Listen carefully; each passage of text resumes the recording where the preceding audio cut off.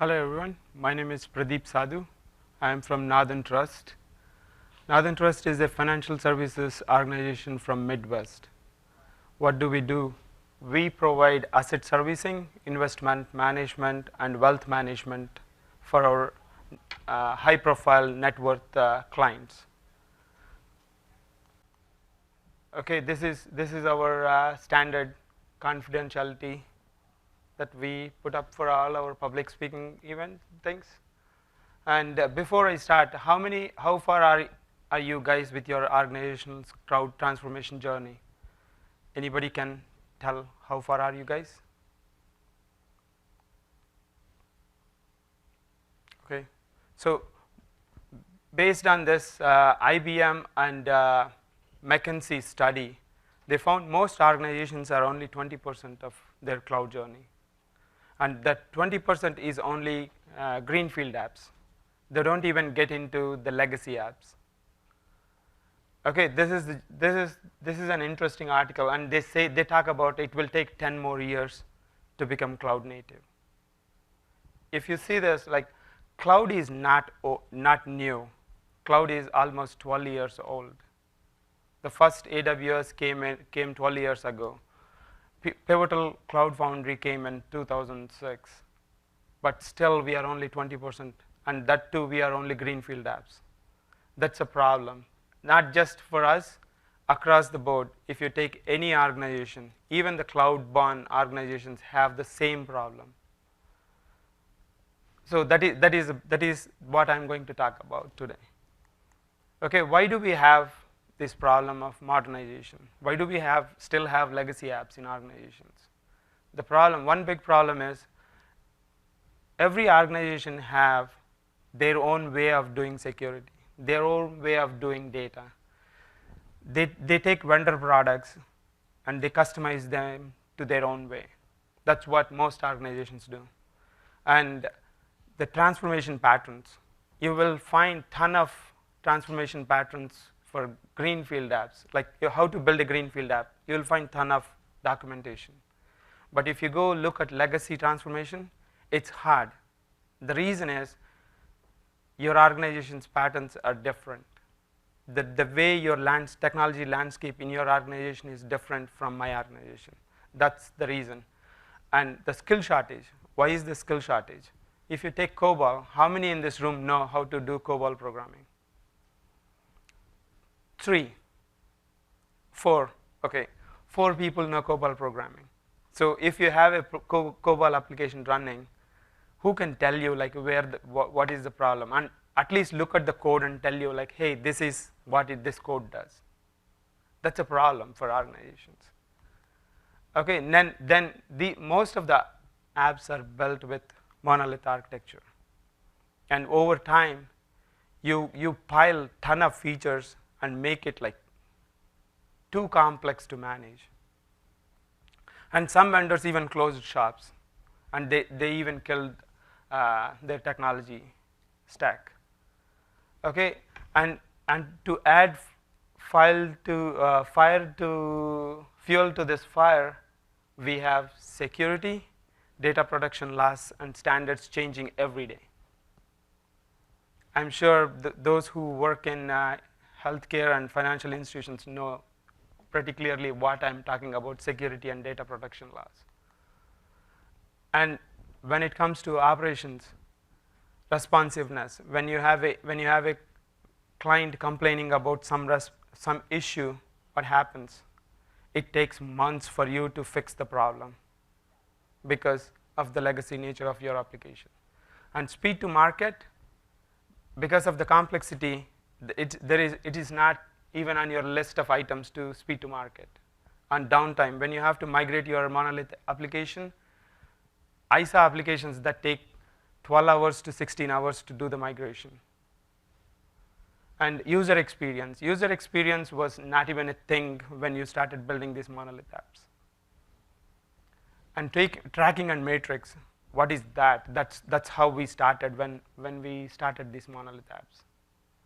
External dependencies, because we used everything possible to build these feature-rich applications, We have external dependencies. We even did database links, DB links, to use somebody's database to build our features. And skill shortage, as I said, COBOL is an example. And lottery factor, how many people know what these legacy apps are? How many have subject matter expertise on these apps? I know there are like mostly you will have 1 or 2 people who knows these legacy apps, how they work. That's a problem. Okay, and with all these things, what happens? What do organizations do when you have these painful apps? They add process. They make your application from months to quarters. Release cycles go from months to quarters, semi-annual or annual in some cases. You cannot release your app at the speed your clients want, at the speed the market needs your application. So with this, what happens? Responsive and speed to market is going through the drainage hole. So that's the reason why we started our journey to go through the cloud native. The reasons were zero downtime, blue-green, and canary deployments to understand like how our users are using and how our applications are behaving. Okay, reasons are modernization. Most organizations have these common reasons. Improve speed to market. Next one is better user experience. Hey, my application has 7 different ways to do a single thing. How can I stop this? And I have to write 1,000-page document, or my user have to read 1,000-page document to understand how to do a certain function in my application. And decision making. I saw applications in my experience where we spent millions of dollars on a feature, and when you see the usage, you'll have 1 or 2 users using that functionality. That's a problem. You're spending your money in the wrong function or wrong features. That's what we want to handle as well, and most of the organizations want to do the same thing. Okay, forging new paths. If you bring your tech people together and ask them like, hey, this is a monolithic application, let's modernize it. What do? They'll say, hey, let's break it into microservices. Let's bring some UI. Let's find a framework that gives us the new UI that looks like lipstick on a pig. Okay, and then event-driven architecture, the shiny buzzwords. That's what they come up with. And lift and shift. That's the common thing, like lift and shift code to pivotal platform. It's great if you can lift and shift, but not always you can lift and shift. Okay, we went through that journey and we found quickly that it's not easy. So we had to find someone's help. That's when we engaged Pivotal Modernization Services, and we went through all these 6 steps. I won't bore you guys with going through each and every step, because throughout last 4 days you heard everybody talking about OKRs, event storming, BORIS, slicing, snappy, and patterns. I'll give the details about what we learned at Northern Trust from going through this exercise. OKRs, it helped understand what business wants, what product wants, what technology wants at the end of the day. Okay, next we did event storming. What did we do? What did we learn from event storming? We identified domains going through business events.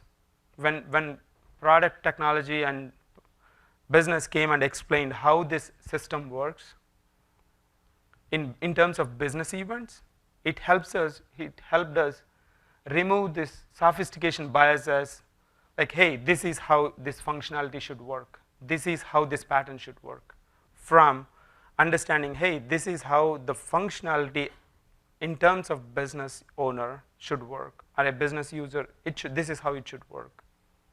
From, hey, I know this is the pattern we used, and we can use that again. Okay, we will not go through that rabbit hole again.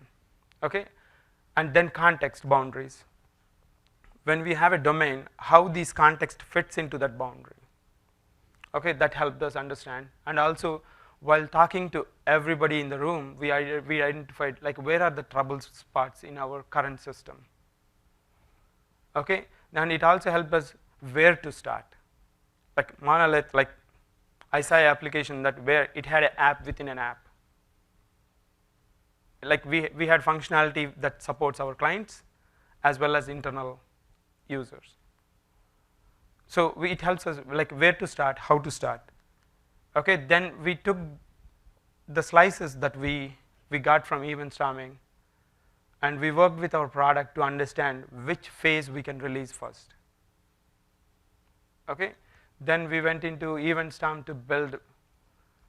Like this is the session we went through with Sean. He's from Pivotal. He's an awesome guy to learn about event storming. Okay, he helped us go through like event storming session. Then we went into BORIS exercise. What did we learn from BORIS? You heard BORIS alt 4As. Okay, it gives you an aerial view of like what this application does and what are the domains and how they interact. Okay, and you will also identify what are the UI components, what is the UI you need for this application. And also each domain you'll see like, hey, whether it needs a REST API or do we need a messaging functionality in this service that talks to other systems. Okay, it also helped us identify what are the external systems that we interact in this application. Okay, then we went into choreography. Most of us think in terms of request response, which system should talk to which system, instead of like, hey, how do we do the choreography so that we don't have to worry, like when we have to plug a new system into our application, we don't have to worry about it. Okay. Then snappy. What is snappy? Once you broke out your application into aerial view, now you are digging deep into details of how each system works. Like for example, if you take one service, what are the endpoints you need? What are the external dependencies you need? Will this service talk to the UI? Will this service respond to UI? Or where is the data that this service need? And also, if there are external dependencies, it will help you identify what are those dependencies and also what are the risks involved using this dependency. Okay, and it will give you a clear-cut picture of like, hey, to build this service, these are the stories you need and at high level to build this service. You're going from like looking at all the big picture, now you are digging into details and you are also building that workflow like, hey, these are the things I need to complete this. Okay, you are not going into like acceptance criteria, all these details here. You're just highlighting like, hey, to complete this service, these are the things I need. Then when you are doing modernization, you have to pay attention to 3 patterns. One is strangler pattern, anti-corruption layer, and event shunting. Okay, strangler pattern is very good when you are trying to break your monolith into microservices. It helps you identify a functional aspect of your monolith and how to make it a microservice. Okay, anti-corruption layer is like how to prevent the new functionality that you are plugging in that will not break the remaining part of your application. Okay, you're making your old application work the way it should work without breaking because you added something new. Okay, event shunting, if you have queues and messages, how to use event shunting to enable your monolith microservices to work without breaking your old system. Okay, this is at high level. And then this is the exercise we went and we started working on the applications. And what did we learn from that exercise? Lift and shift. So when you're lifting and shifting, if you have same security standards as your legacy application, you're great. Or if you have the one main problem we'll run into is like, hey, if the new system has new security standards, they have better stringent process to identify security vulnerabilities, then you'll get stuck. So pay attention to lift and shift. And sometimes like you'll run into session management. If you are using some legacy applications, your developers might have written the session dependencies. So those things, when you lift, you have to understand where those pain points are and make sure you're paying attention to those. Strangle your monolith. It's great if you can strangle your monolith. There are situations where you cannot strangle.